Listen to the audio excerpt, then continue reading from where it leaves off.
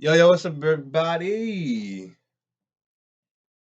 It's your boy, RLC leader, JJ Stewart. London taking a break for a while.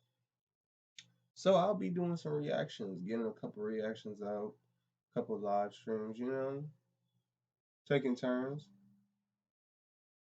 But that being said, check out the merch. Well, it's not the merch, but check out this Red Lantern hoodie. I showed y'all before. The Red Lantern hoodie. Red Lantern hoodie. Got the quotes on the back. Hey, let me let y'all see it. If y'all can see. Come on, peep the logo on the back. Peep the logo on the back. Feel it. Got the Red Lantern symbol right here. Car on the sleeve. Oh. That being said, we're doing a reaction, and it's actually y'all gonna be getting the live version of me this time. Well, I wasn't really saying much when I was watching it, because I was letting it play out and stuff. But I might do that again, might not. Who knows? Because I try not to talk in these videos, but let's get it. Versus Vampires, the world of DC Comics has now become overrun by a... And if you didn't check out the DC versus Vampire videos, I have a playlist. I'll put the playlist in my description on the... It should be on my right. Oh, wait. Because I think the camera going to be in the way. Well, no, that'll be at the end of the video. The video pop up. So, yeah, it'll be on the right tab on this side. Where I'm at right here, it's going to be right there, up there in the tab bar. It's going to be a playlist, and then it's going to have these in there. Make sure y'all watch them. Make sure y'all zap that like button for your boy. Zap it one time. You feel me? If you feel inclined to become a member of the Red Lantern Corps, because all we doing is getting bigger and stronger, bruh. I don't know why. See, look, I'm used to doing my intro now. I'm about to stop the damn video. All right, let's get it. Vampire onslaught. It was discovered that Hal Jordan had become a vampire. He then killed Barry Allen the Flash, and it brought an investigation from Batman. Batman and Green Arrow teamed up against the Justice League as Batman couldn't trust anyone and the League didn't know what he was doing. Wonder Woman and Green Lantern were the actual vampires in the fight, but not knowing if they had turned Superman, Batman chose to weaken him with kryptonite, and he was captured by the vampires. We then discovered that the king of the vampires was Nightwing, as he murdered Batman. Yeah, that was With the crazy. first story arc completed, a few spin-off stories have come out, such as DC vs. Vampires Hunters and DC vs. Vampires Killers, which follows the superheroes now in a world overrun by the vampires, with Nightwing as the king. Here are both spin-off stories for you. Both. You have found yourself on that other side of YouTube, where reality meets fiction, where your stories are read back to you in a dramatic fashion, where I get to pretend to be a voice actor. This is Comicstorian. We take the time to make you a comic book expert by filling you in on the big moments happening within the world of comics. We do cut out the B-plots and limit our panel usage to prevent copyright problems. And we allow you to have something to read for yourself and to view in the comic book itself if you choose to add these to your collection. And if you are going to start a collection, I do recommend checking out one of our sponsors, Shortboxed. They have an app which will allow you to get your hands on some CGC graded comic books, and if you click the link down below, you can win one right now. Now let's go into DC vs. Vampires Hunters. With the rise of vampires, Gotham has gained the moniker of the Fallen City, or the seat of power to the vampire kingdom. Humankind is next to be outlawed here, but there is still a small resistance group working to try and evacuate as many humans as possible. But as one group gets ready to leave the city, they notice that their contact has a new friend. The contact leading the group, Martian Manhunter, quickly drops his disguise, telling the men to run, that this one is not with them. The recently turned vampire Damian Wayne sits up in a fire escape, stating that he has been a very busy Martian. All the vampires are looking for you. Martian Manhunter tells the child that if he wants to survive the night, he will tell his masters that he did not find him. Damian flicks a lit match, and it surrounds Martian Manhunter and fire. Nah, afraid I can't do that. Later, over at Wayne Tower, home of the Vampire King Nightwing, Damian walks up to the Black front Mask. desk. I like his and Black vampire Mask mask. asks him, "Name?" Damian drops Martian Manhunter's bloody cape. "You know my name. I'm here to collect a bounty. Target is dead." Black Mask laughs. "A member of the Justice League. You're moving up in the world, kid." "Good." And with that, Damian tells Black Mask, "I want to move upstairs and see him." Black Mask informs Damian that they have been over this for months. Nobody sees the king. Now run along before you get a spanking. Damian is quick to quip it back, but as the two are taunting each other, Mr. Terrific steps out asking if there is a problem. Both quickly bow. No. But Mr. Terrific tells Damian to stand and for Black Mask to stay. Mr. Terrific then tells him that if he really wants to speak to him, he knows what needs to be done. Bring in one of the king's enemies. Alive. A bit later, in the abandoned subway station in Mionch Street, Alfred patches up Martian Manhunter, as Martian Manhunter says that he doesn't appreciate the child attacking him like that. Alfred says that he had to make it look real in case anyone was watching. Damian then slides down from above and tells them, "Yeah, and I was bored. And you're welcome, by the way. The vampires think you're dead." But after getting Damian some blood to replenish his strength, Alfred then asks, "Did you have no luck getting to Richard?" Damian tells him no. "Dick is hiding, same as us. The only way to get him is if I bring in someone that he wants," which Alfred immediately says no to. However, back in Wayne Tower, Damian walks in with a duffel bag telling Black Mask, "Wake up! It's time for me to have that chat with the king."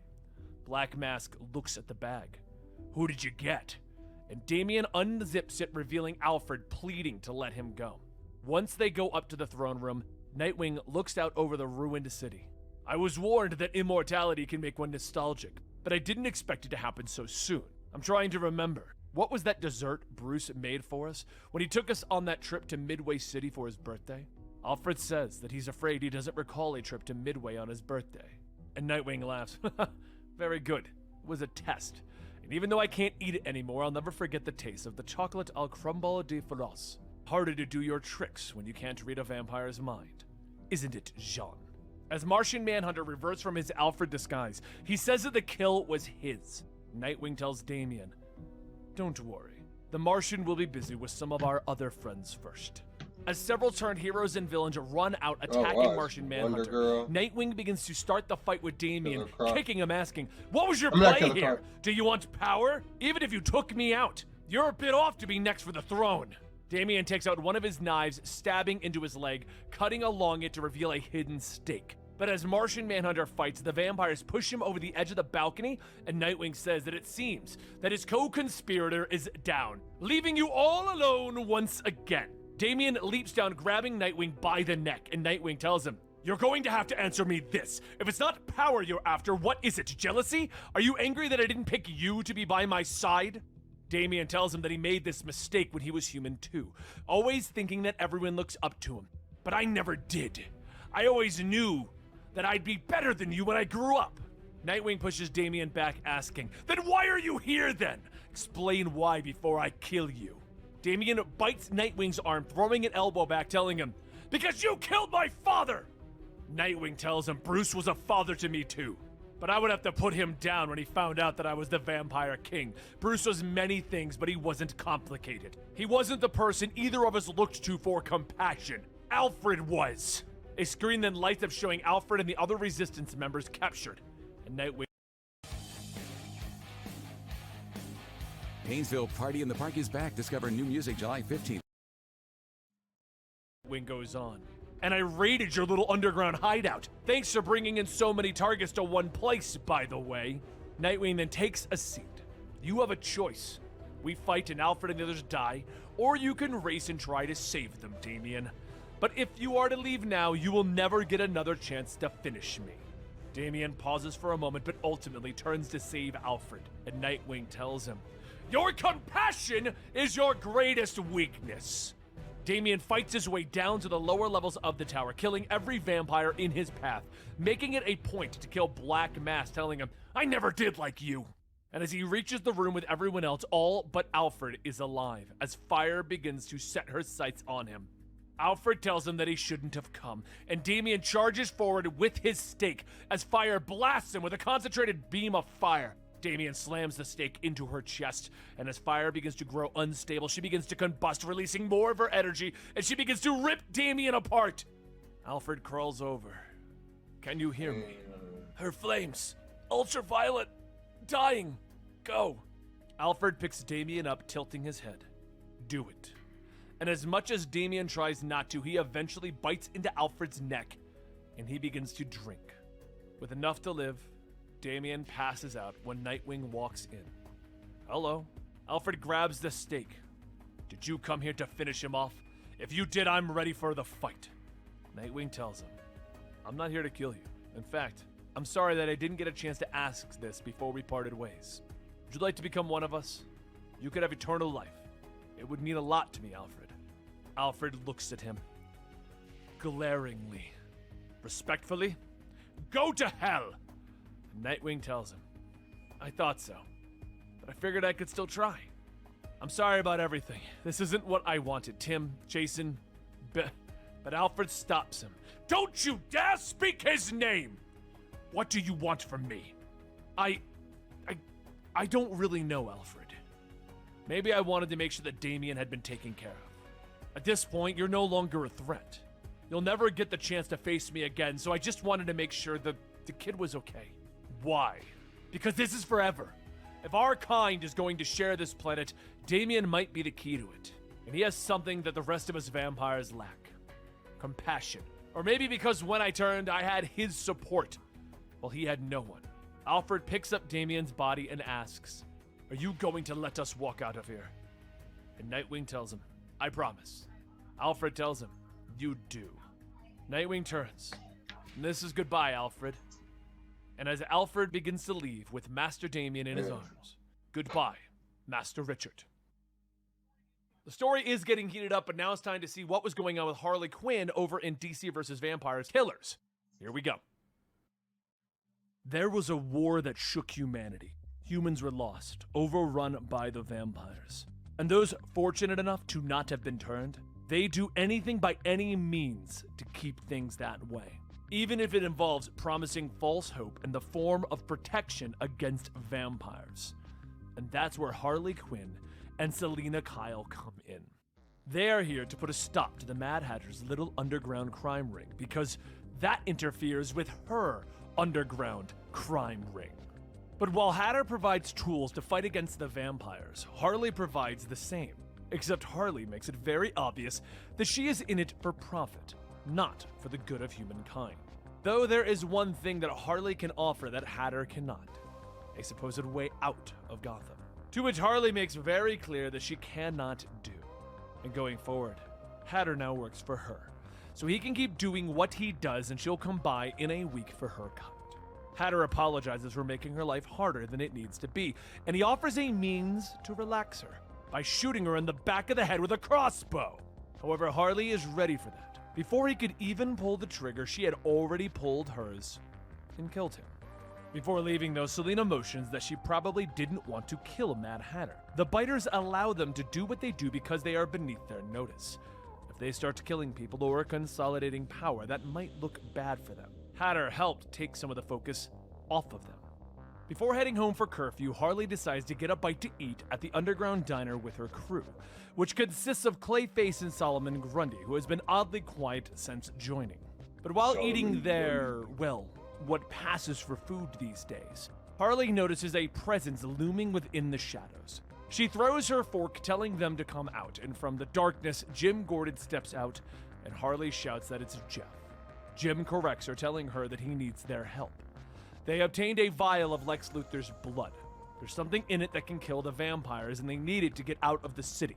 Harley asks why do people keep thinking that, but Jim ignores her, stating that Gotham is lost. Take this and get it to the people who will understand it. Save humanity. While Harley tries to tell him that she can't, the turned Scarecrow steps out, telling Jim to come here. Harley tells him, look, we're all plenty scared here.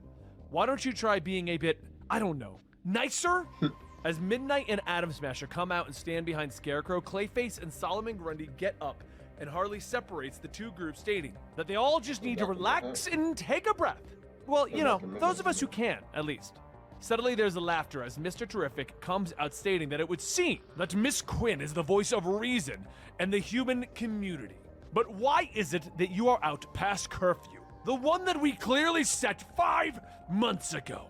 Harley tells him that it might have something to do with them blocking out the sun. Kinda makes it hard to tell what day it is. In any case, I'm gonna finish my meal and... But Mr. Terrific smacks her across the station floor, then grabs her, slamming her in. We're producing more clean energy right now than ever before, but it's probably not why you think. Looking at our energy sources, natural gas is responsible for over 60% of CO2 reductions. Find out where green energy comes from at empoweringamerica.org. Vaping was just constantly veering me towards destruction. It affected my schoolwork, my will to be healthy, into the wall, reminding her that the city belongs to the vampires. Those who are not vampires are just food. Now, get out of here and leave Jim behind.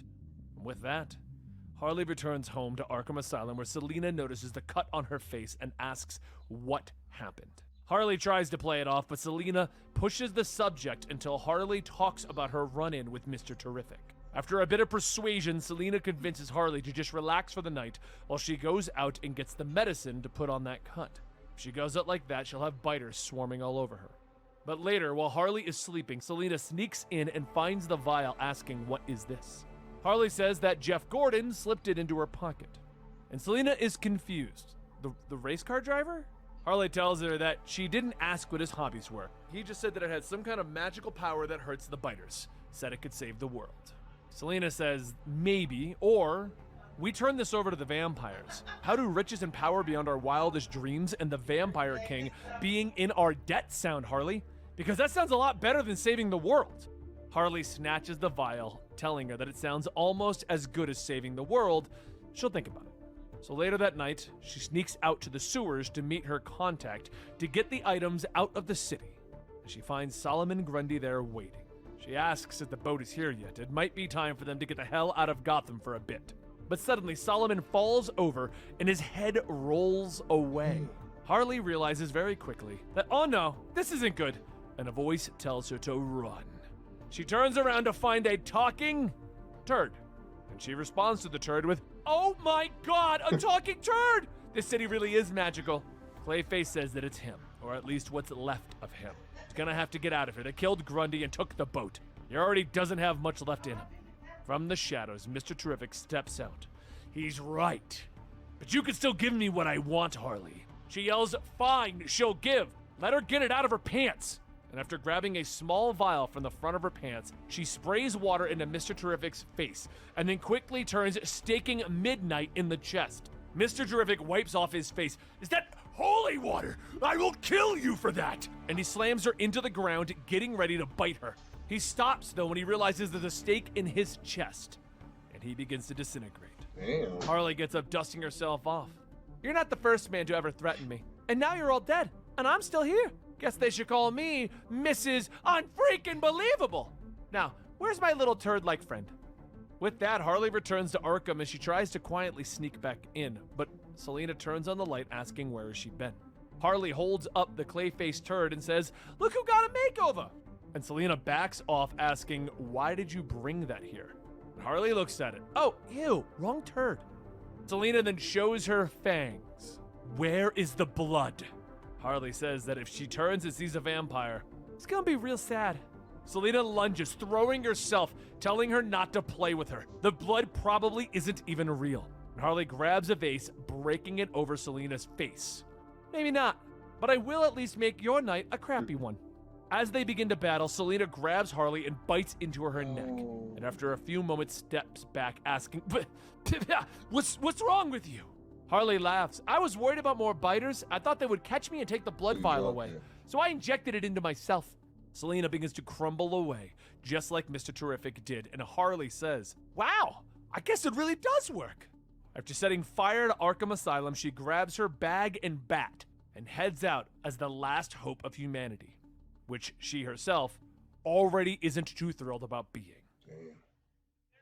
And there you have it, DC versus Vampires, Hunters, and Killers. I hope you guys enjoyed these, and don't forget to like, subscribe, and hit that notification bell. Right now, DC versus Vampires issue number 7 came out, so you can go continue the storyline. Once issue 8 comes out, we'll cover both of them right here at the channel, as we have been doing.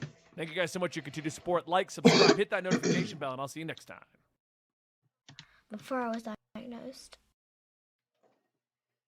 All right.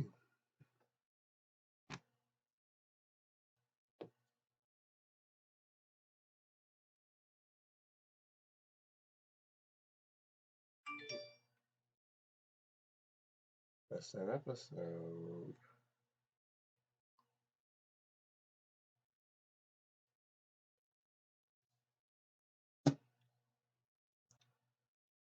Take care.